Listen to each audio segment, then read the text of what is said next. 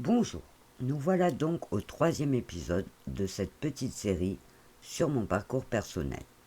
Avant de reprendre le fil de mon histoire, il faut que je vous avoue que quand j'ai réfléchi à ce nouveau format pour ma chaîne, deux choses m'avaient fait hésiter.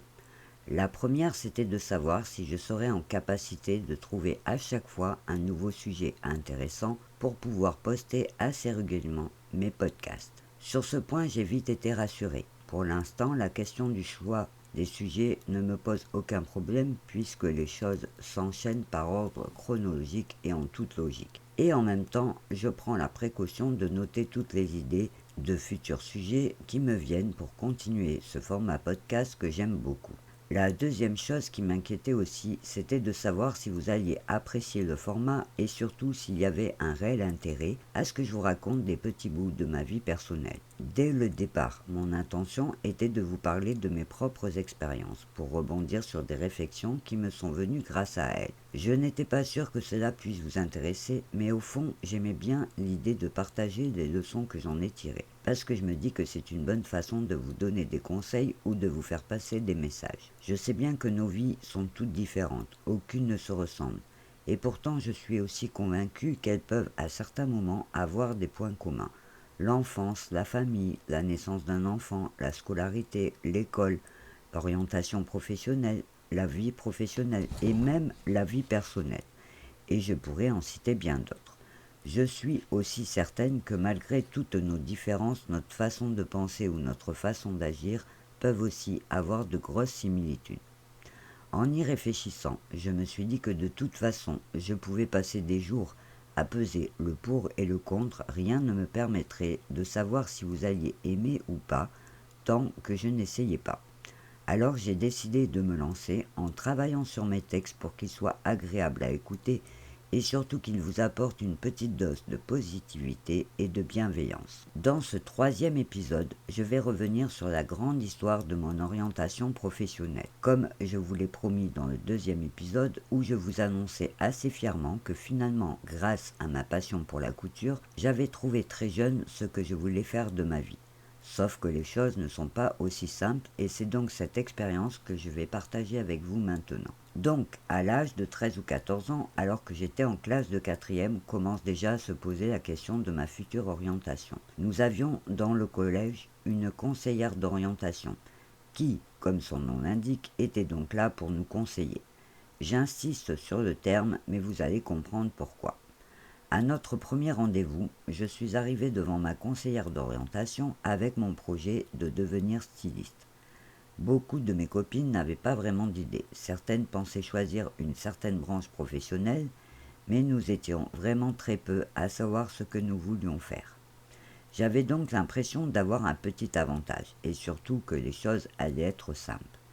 Je rencontre donc ma conseillère d'orientation une première fois et je lui explique que je voulais devenir styliste en lui précisant que je faisais déjà de la création et de la couture. Je vous passerai les détails de notre échange, je vous dirai juste pour justifier la suite qu'elle ne s'est pas montrée très réactive. Elle m'a juste annoncé en quelques mots qu'elle a tout bien noté et qu'elle devait faire des recherches. J'étais en 4e, avec de bonnes notes. Je n'envisageais pas de faire de longues études puisque j'avais déjà un peu choisi ma voie et je me sentais tout à fait capable de devenir styliste. Il faut dire que j'étais plutôt contente d'avoir une idée, parce que d'après ce que mes copines m'avaient raconté, elles devaient réfléchir à ce qu'elles voulaient faire pour arriver avec une idée et pouvoir obtenir les renseignements qu'il leur faudrait pour leur projet. Quelques semaines plus tard, je vais donc à mon deuxième rendez-vous, persuadée que j'allais ressortir de son bureau avec tous les renseignements. J'y suis allée, l'esprit tranquille, prête à écouter tous ses conseils. Et là, elle commence à m'expliquer qu'il n'y avait pas d'école de styliste sur notre ville, mais que je pouvais commencer par un BEP de couture. Je lui explique alors que ce n'était pas du tout le même métier et que, justement, je ne voulais pas être couturière. J'avais déjà bien réfléchi à la question et je m'étais un peu renseignée par connaissance interposée. Cette gentille dame n'a sûrement pas compris la différence. Pour elle, et selon ce qu'elle m'a expliqué ensuite, je pouvais commencer par ce BEP et voir après. J'ai essayé d'insister un peu, mais elle campait sur ses positions. Très déçu, j'ai quitté son bureau avec la sensation, accentuée sûrement par mon jeune âge, d'être incomprise. Je n'en ai pas vraiment discuté avec mes copines puisque je savais qu'elles avaient le même problème que moi. Nous ne trouvions pas les réponses dont nous avions besoin et pire, nous ressortions toutes avec ce sentiment d'incompréhension. À cet âge-là, nous aurions eu besoin de plus d'écoute, de plus d'informations et de plus de diplomatie aussi. Je ne saurais pas vous dire si cette mauvaise expérience était due à la personnalité de notre conseillère qui ne semblait pas passionnée par son travail ou si c'était le service qui n'était pas compétent pour répondre à nos attentes. Toujours est-il que les rendez-vous suivants ne se sont pas mieux passés. Une fois, je me rappelle qu'elle m'avait annoncé qu'elle avait peut-être trouvé une solution. J'étais évidemment heureuse de l'entendre. Elle m'annonce alors qu'elle a trouvé une école de styliste sur Nice. J'étais carrément soulagée, sauf que dans sa deuxième phrase, elle me précise que c'était une école privée et que l'année coûtait 20 000 francs. Ma maman étant seule avec 2 enfants à charge, je savais bien qu'elle n'aurait pas les moyens. En 2 voire 3 minutes, j'étais émotionnellement passée de waouh à super déçue. Je lui glisse que je n'aurais pas les moyens et là elle me répond qu'alors il n'y a qu'une solution, le BEP couture dont elle m'avait parlé. Puis elle me donne un autre rendez-vous en me conseillant de réfléchir. J'avais tellement envie de lui dire mais c'est tout réfléchi, c'est non, mais j'ai eu la sagesse de me retenir. Je peux vous dire que pour moi les choses étaient bien claires. J'avais cette désagréable impression de me retrouver coincée. Le problème, c'est que je savais par d'autres copines que ce BEP couture était un diplôme qui permettait surtout de devenir couturière ou plutôt piqueuse dans l'industrie. Ce n'était absolument pas ce que je voulais. Avant mon rendez-vous suivant, ma maman se renseigne et trouve qu'un nouveau diplôme a été créé. Le BEP coupe, mesure et création. Je m'étais dit que celui-ci pourrait me convenir. Donc à notre entretien suivant, j'annonce à ma conseillère que j'ai trouvé cette information et que je pense que ce serait bien pour mon projet. Elle n'a pas eu l'air soulagée que j'attendais.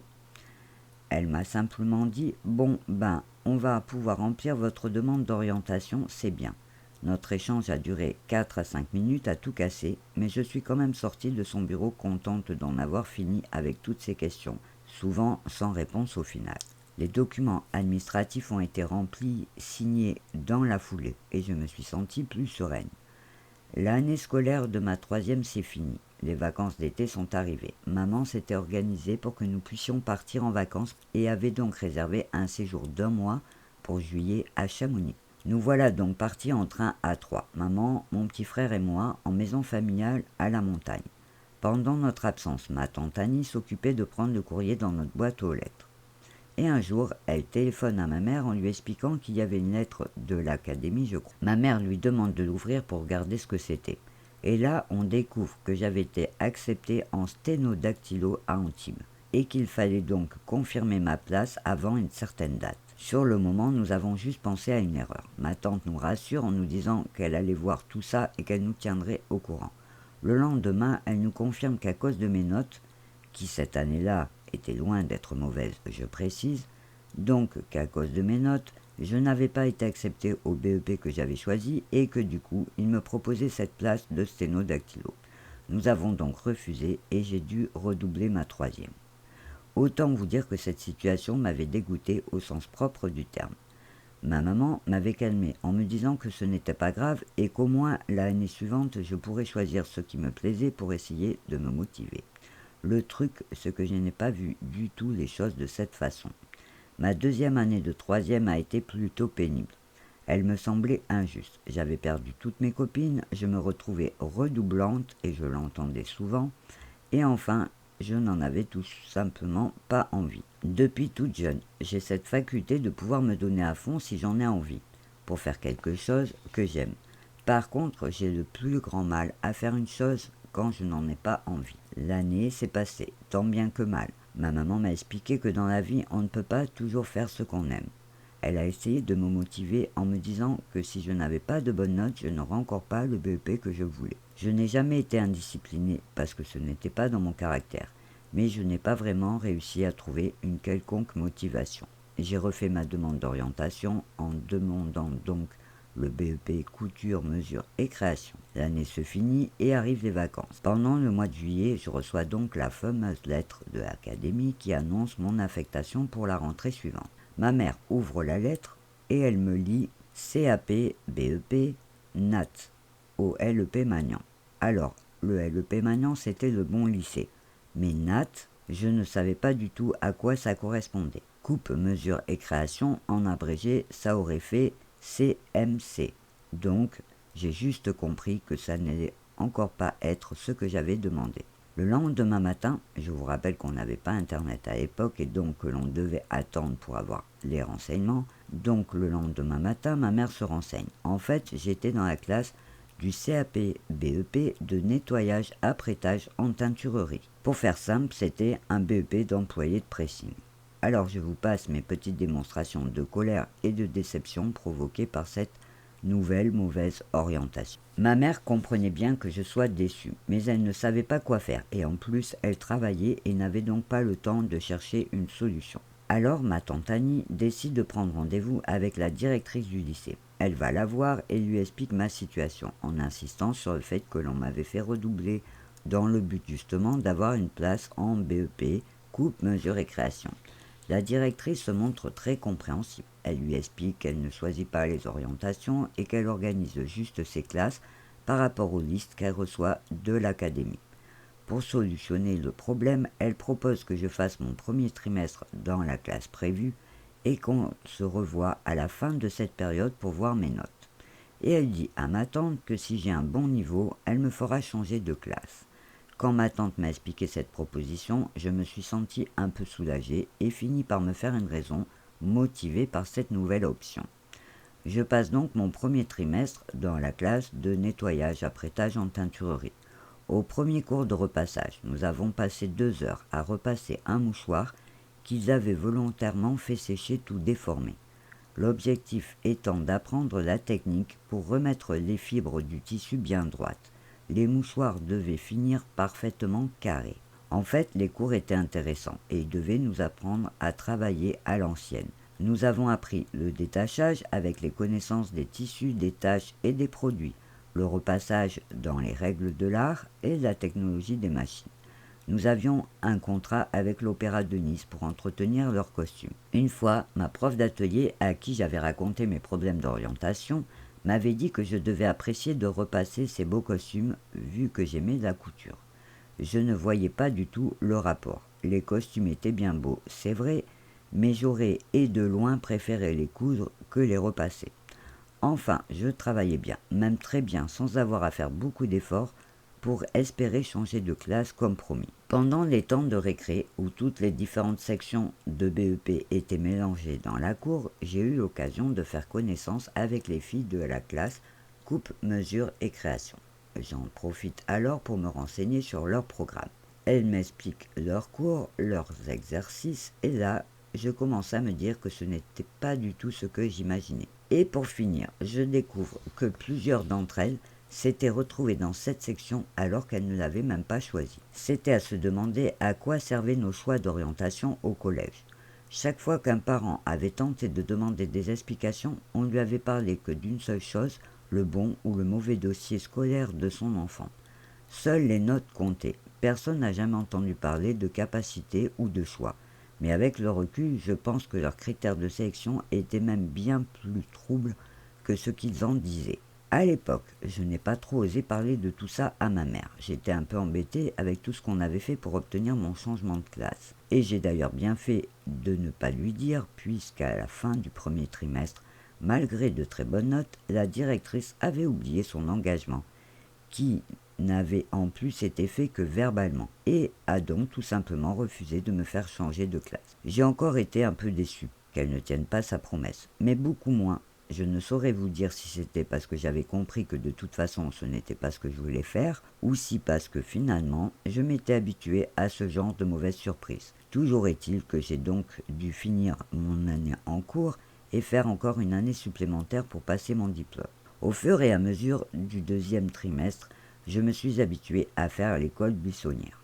J'allais en cours un peu à la carte. J'allais pas. Ma maman n'en a rien su à l'époque et j'ai gardé ce rythme toute ma deuxième année. 2 ou 3 mois avant la fin de l'année, j'ai été remplir mon dossier pour passer mon examen. Je me rappelle que ma prof d'atelier, qui était aussi ma prof principale, avait signé mon dossier à contre-cœur à cause évidemment de toutes mes absences. en me disant que je ne pourrais m'en prendre qu'à moi si je ne réussissais pas. Je peux vous dire que j'ai été passer cet examen juste pour avoir un résultat à donner à ma mère. J'ai passé 2 semaines à réviser avec les copines de ma classe. J'ai étudié quelques cours très sérieusement en faisant des résumés des points importants.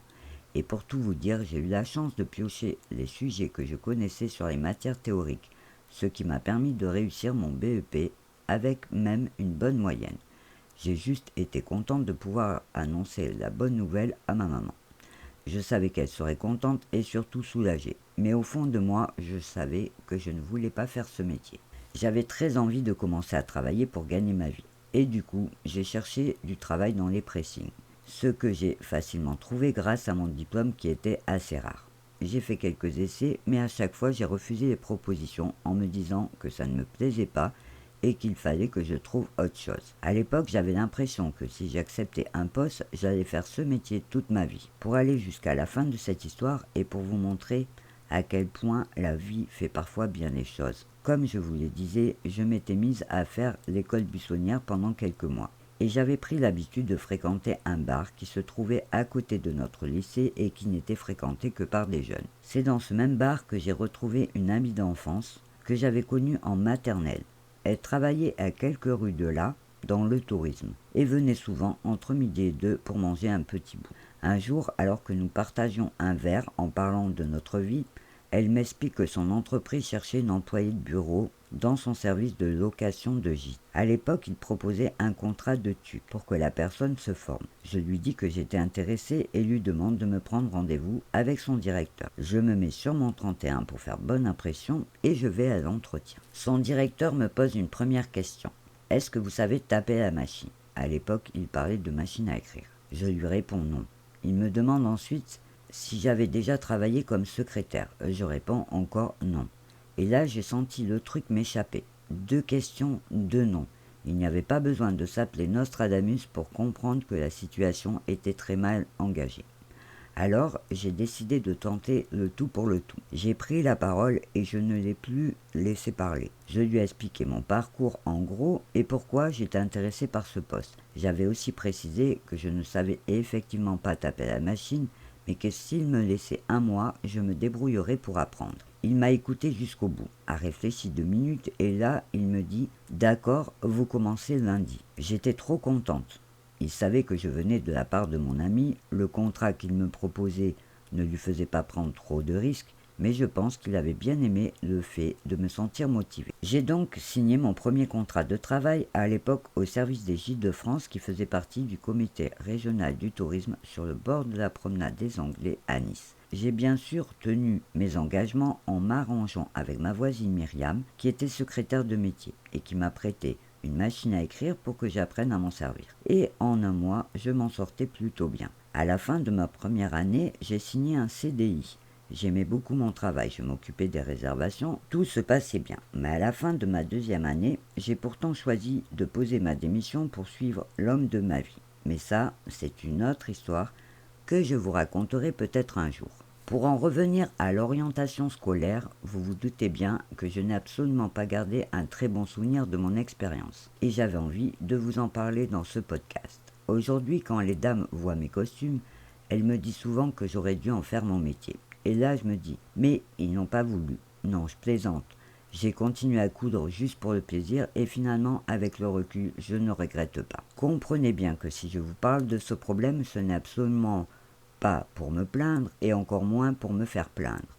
Mon but est plutôt de regarder ce qui existe, ce qui va et ce qui ne va pas pour essayer de proposer des solutions. L'idée étant vraiment de changer ou au moins d'améliorer les choses. C'est une étape tellement importante dans la vie d'un jeune qui doit se projeter pour choisir son futur. Il se trouve qu'avec le temps, je n'ai jamais eu à le regretter puisqu'après avoir quitté mon poste, je suis parti pendant une 10aine d'années pour suivre celui qui est devenu mon mari. Dans ce podcast, j'avais envie de partager quelques conseils pour les parents qui peuvent se retrouver un peu perdus dans les parcours d'orientation de leur enfant. Souvent, nous craignons qu'ils ne fassent pas le bon choix parce que nous avons peur de l'avenir. Alors, j'ai réfléchi et je me suis demandé qu'est-ce que je dirais à une amie qui vivrait cette situation. Dans ce genre de problème, une chose est sûre, il est impossible de s'attaquer à l'institution parce qu'il serait bien illusoire de croire que nous pourrions avoir un moyen d'agir pour changer les choses. Il vaut mieux chercher une autre solution. En y réfléchissant, ce que je conseillerais, c'est de prendre les devants en faisant ses propres recherches, ce qui est plus facile aujourd'hui grâce à Internet.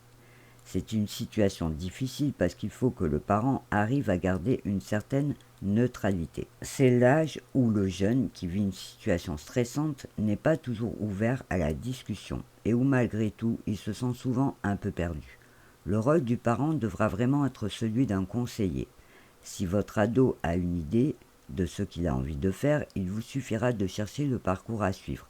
Mais s'il n'a aucune idée, il faudra commencer par lui faire découvrir tous les métiers qu'il existe, en commençant peut-être par définir une branche professionnelle qui l'attire. Cette période pourrait être plus ou moins longue, mais l'important c'est vraiment de l'accompagner et de lui montrer que vous le comprenez. Alors bien sûr, il est toujours plus facile de donner des conseils, mais vous verrez qu'en y mettant les formes, ce sera aussi une belle opportunité de partager des moments de complicité. Je me rappelle qu'à l'époque, à la fin de la troisième, le choix était réduit. On nous parlait de quelques métiers. Les filles avaient droit à coiffeuse, secrétaire, on disait sténodactylo, vendeuse, couture, employée de collectivité. Et pour les garçons, c'était électromécanicien, mécanique et tourneur-fraiseur. Pour les métiers manuels, il valait mieux, à l'époque, quitter l'école plus tôt, à la fin de la cinquième, pour choisir un CAP, parce qu'il y avait beaucoup plus de choix. Sinon, on pouvait aussi choisir de continuer les études pour faire du droit, de la médecine ou du commerce. C'est à peu près tout ce que je me rappelle de ce dont on nous parlait à l'époque. Aujourd'hui, il existe beaucoup de nouveaux métiers, et il va y en avoir de plus en plus liés aux nouvelles technologies. Il faut vraiment bien prendre le temps de chercher pour bien choisir. Pour finir sur les ados, si vous avez la chance qu'une vocation soit née très tôt, surtout faites votre maximum pour l'aider à trouver des solutions pour suivre ses inspirations. Même si pour de multiples raisons il n'arrivait pas à ses fins, il aura au moins eu le sentiment de toujours avoir été soutenu et c'est très important. Il existe pourtant des tas de solutions dont nous n'entendons peu ou jamais parler, comme les formations, l'apprentissage professionnel. Il existe aussi d'autres formes comme les contrats civiques qui peuvent leur permettre de prendre le temps d'essayer ou de découvrir des milieux professionnels qu'ils ne connaissent peut-être pas. Voilà, j'espère que ces petits conseils pourront vous être utiles si vous êtes concerné par ce problème. Plus tard, je me suis dit qu'en fait pour moi, le destin avait bien fait les choses, puisque finalement, je suis parti sans aucun regret et sans hésitation. Il ne servirait à rien aujourd'hui de faire des suppositions, mais en y repensant, je me dis que c'était plus facile de partir sans avoir d'attache professionnelle. Mon mari avait donc trouvé du travail sur Orléans, il avait signé pour 4 ans et je l'avais encouragé à tenter l'aventure, qui a finalement duré une dizaine d'années avant que nous revenions dans notre ville natale. Mais je ne vais pas tout vous raconter dans cet épisode, je vais en garder un peu pour la prochaine fois.